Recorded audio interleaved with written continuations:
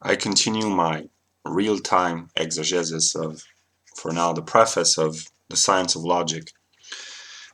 And it says that uh, in truth, reason is spirit. And which is spirit is higher than both reason and understanding. So I will speak in German because it's more intelligible in German. In ihrer Wahrheit ist die Vernunft Geist, der höher als beides, verstandige Vernunft oder vernünftiger Verstand ist.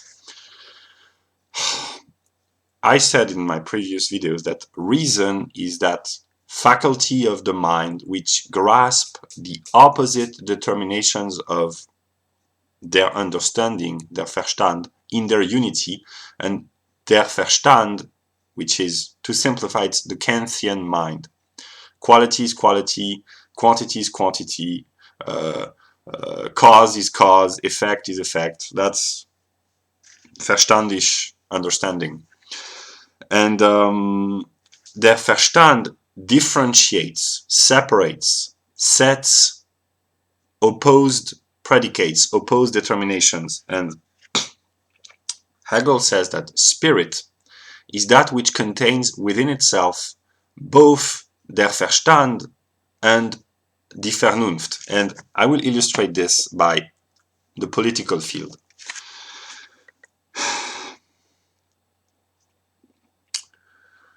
The left is considered to be good. Leftists are good, and right-wingers are evil. That's how people represent things. Because the left expresses in the realm of politics rational truth, vernünftige truths. We are all one, we are all equal, we are all brothers. These are truths of reason, because in the mind of God it is true.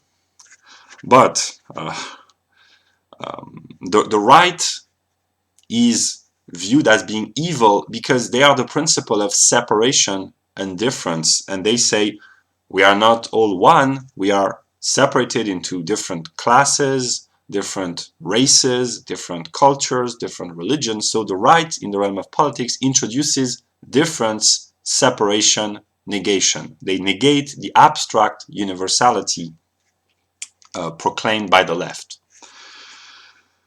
So is it true to say that the left is good and the right is evil? No, because it's partly true, but it's also partly false, because the left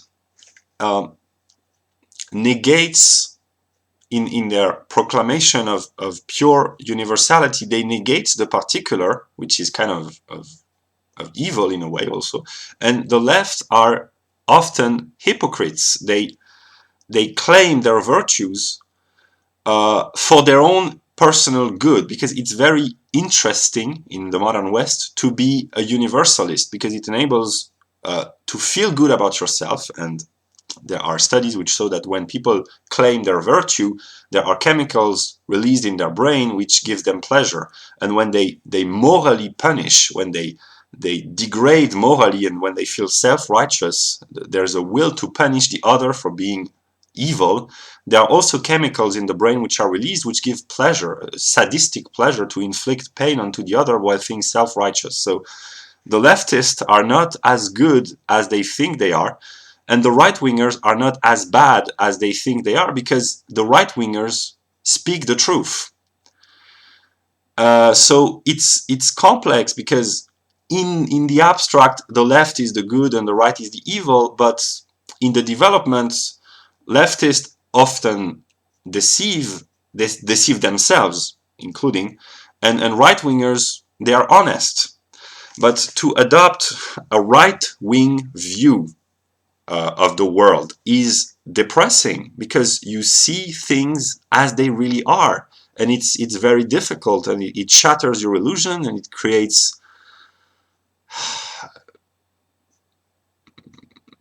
it creates a feeling of sometimes hopelessness and pessimism and hopelessness and even despair. And let me take an example to illustrate the difference between reason, Verstand, and Geist and spirit. When we are young, we fall in love, most of us, and we believe in the romantic aspect of love. The person we love is the one, and we are full in love, and it's wonderful, and it's beautiful, and it's fantastic, and all that. That's youth, young love, and hopefully and thankfully there are young people who are in love and who believe in this delusional view of love, but it's not as delusional as it seems. But when we grow older, we realize that what we call love is just, in the case of men, it's our testicles playing a trick on us. It's our hormones making us desire a woman in order for us to reproduce ourselves, because we are biologically programmed to seek genetic reproduction. That's what the works of Richard Dawkins show, the selfish genes, and that we are all interested, and what we call love is just hormones playing a trick on us. So that's the cynical right-wing view of love, and it destroys everything beautiful and noble because it sets a purely rationalist, it's the cynicism of the French moralist of the 17th century and partly of Nietzsche. It's to destroy everything noble and good in the name of the will to speak the truth. And there is a will to power in the will to, there is malevolence in speaking the truth. That's sometimes speaking the truth is an act of courage and nobility, and sometimes you can take a revenge on the other by speaking the truth. So it's ambiguous, our relationship with truth, one might say. So when you grow older and you develop intellectually, you realize that love, as we commonly understand, is just a delusion. So the first moment is the moment of abstract reason. Oh, love is eternal, love is beautiful. The second moment, which is a chronological moment and a logical moment also, is disillusionment, cynicism, negativity, pessimism, bitterness. But it doesn't stop there, because when you adopt a right-wing cynical worldview, you realize that there are rational connections between things. And the more you see connections and the necessity of things, the rational process at work in the world, the more you understand. And for some unknown reason, the more you enjoy understanding the world. And you will come at some point to the revelation that the more you understand, the more you love. That's Spinozian love. It's the love of the intellect. And if you attain the highest truth, you will attain a divine form of love, which is a cognitive love, which is a rational love, which is true love, eternal love. So you will find back what you had in the beginning, this idea that love is eternal and it's beautiful and it's fantastic, but it will have been mediated by the cynical moment.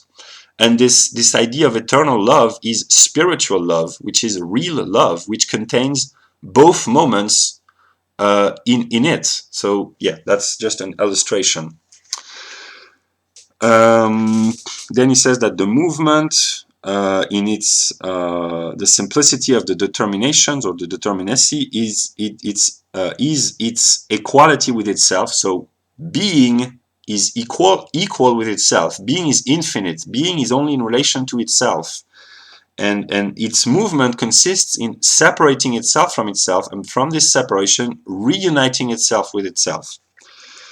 And Hegel says that this is the immanent, so the interior, the self-moving development of the concept, which is the absolute method of knowledge. So the method of knowledge, the method of acquiring truth, is truth acquiring itself through the self-cognitive movement of being reflecting upon itself.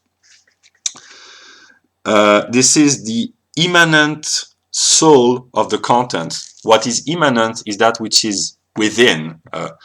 What is transcendent is that which is outside. And Hegel says that truth is the movement of itself. It's the self-cognition of being, of which we are all moments. We are all thinking individuals being plunged into being and reflecting and thinking about being, and this process of self-understanding of being through the mediation of man, which embodies reason, is the method of truth. And it is in this manner, in this self-building way, this self-constructing process, this self-emerging cognitive development, that philosophy is capable and to be an objective and proven science. So I am, with my limited capabilities, I am a moment in the self-process, the self-moving process of philosophy proving its own truth. And you, whoever you are also a moment in this acquiring of self-consciousness of being. And we are in the process of proving philosophy right by proving its the necessity of its own self-movement, and it is freedom to be self-moving. And then he says that spirit or mind, consciousness, das Bewusstsein ist der Geist als Konkretes. That consciousness is spirit or mind in a concrete form. It's a unity of opposite determinations.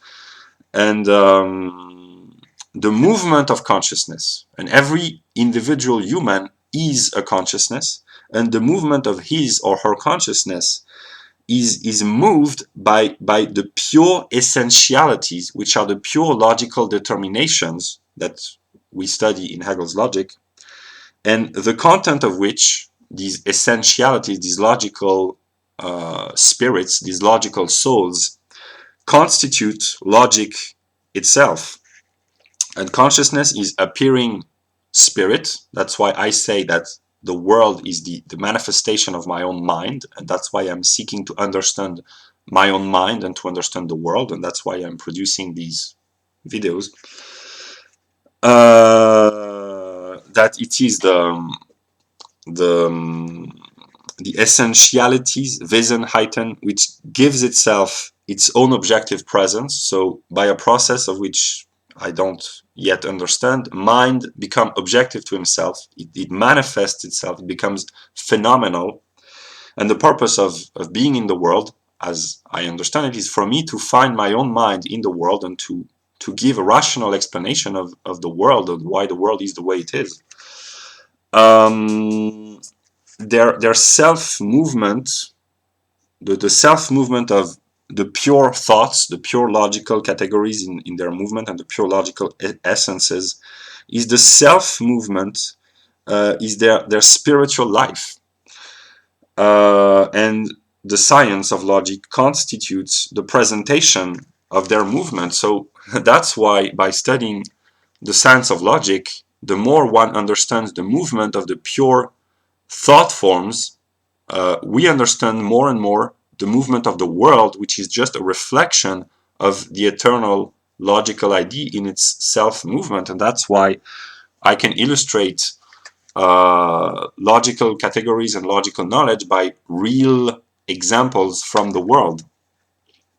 And he says that logic is the pure system of knowledge in its abstraction, and the two real applied sciences of philosophy are the philosophy of nature and the philosophy of spirit, and they constitute this triadic movement, the system of science. And to give a pagan illustration, the three triangles, intertwined, interwoven, interconnected triangles that we see in the pagan circles, are an unconscious manifestation of the triadic trinitarian movement of logic, nature, spirit being interconnected and being in a reciprocal thinking activity with one another. That's what I had to say, and yeah.